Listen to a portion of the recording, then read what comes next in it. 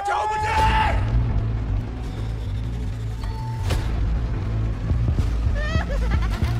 दरवाजा मत खोलो!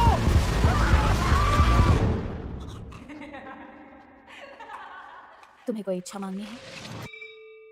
नमस्ते, फेरि पनि तपाईहरुलाई धेरै धेरै स्वागत छ हैन। एउटा पनि आज पनि मैले एउटा फेरि यस्तै बबाल वेब सिरिज लिएर आएको छु, जुन चाहिँ यो तपाईहरुले एकपल्ट हेर्नै पर्ने खालको वेब सिरिज रहेको छ हैन। कतिजनाले हेरि पनि सक्नु भएको हुन सक्छ हैन। जसले पनि हेर्नु भएको छ भने एकपल्ट कमेन्ट पनि गरिदिनु भयो होला।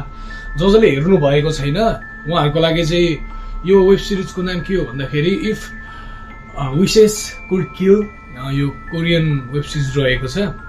यो चाहिँ अलिकति हरर हैन, सस्पेन्स थ्रिलर टाइपको वेब सिरिज हो हैन। यसको कहानी भन्नु पर्दाखेरि छोटो मिठोमा भन्नु पर्दाखेरि चाहिँ यसको कहानी कस्तो छ भने यो फिल्ममा चाहिँ एउटा यस्तो खालको एप हुन्छ हैन, जुन एपमा चाहिँ आफूले भिडियो बनाएर यसरी नै भिडियो बनाएर विश माग्दाखेरि पुरा हुने खालको एप हुन्छ क्या।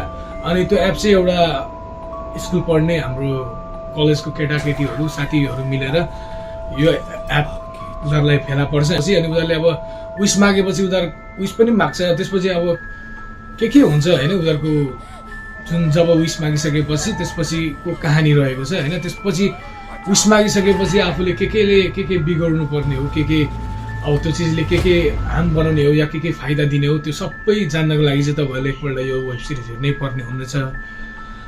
यो चाहिँ 8वटा एपिसोड रहेको छ हैन, 8वटा एपिसोड छ। मलाई सबैभन्दा मन परेको एपिसोड चाहिँ 3 हो हैन। 3 चाहिँ म यो बिर्सिनै नसक्ने खालको एपिसोड हो मेरो लागि चाहिँ। यो खतरा हो, मलाई नै साइको बनाइदिएको खालको उयो हो हैन। बबालै छ।